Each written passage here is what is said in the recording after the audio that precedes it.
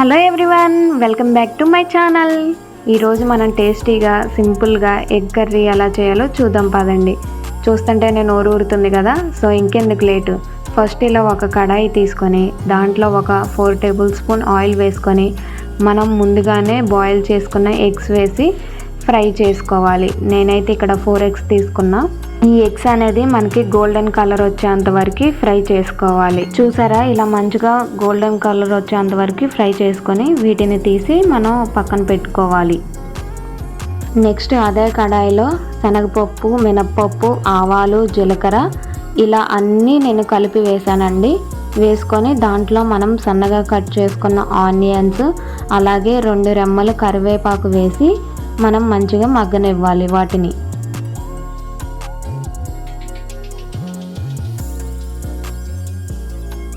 ఇలా ఫ్రై అయిన ఆనియన్స్లో 1 table spoon అల్లం వెల్లుల్లి పేస్ట్ వేసి అది కూడా ఫ్రై చేసుకోవాలి.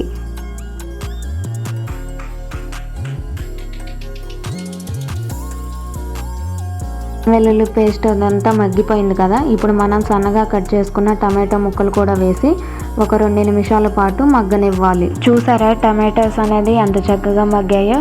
ఇప్పుడు దాంట్లోనే 1/2 టేబుల్ స్పూన్ పసుపు, అలాగే 1/2 టేబుల్ స్పూన్ ధనియాల పొడి, అలాగే 1 టేబుల్ స్పూన్ సాల్ట్ వేసి వాటిని కూడా మంచిగా మిక్స్ చేసుకోవాలి.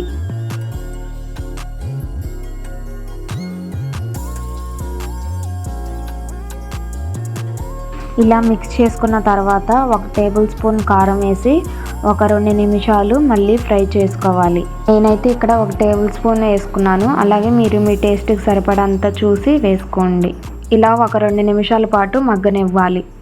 ఇలా మగ్గిన తర్వాత మీ టేస్ట్కి సరిపడనంత చింతపండు రసం వేసి, అలాగే దాన్ని అడ్జస్ట్ చేసుకోవడానికి 1 గ్లాస్ నార్మల్ వాటర్ వేసుకొని ఇలా కొద్దిగా బాయిల్ అయ్యే టైంకి మనం ముందుగానే ఫ్రై చేసుకున్న ఎగ్స్ వేసి వీటిని మొత్తం మళ్ళీ ఒకసారి కలుపుకోవాలి. ఇలా మొత్తం కలుపుకున్నాక మూత పెట్టి ఒక 10 నిమిషాలు బాయిల్ ఇవ్వనివ్వాలి.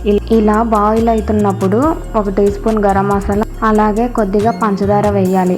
ఇలా షుగర్ వేయడం వల్ల టేస్ట్ అనేది బ్యాలెన్స్ అయింది. ఇలా మొత్తం మిక్స్ చేసుకోవాలి.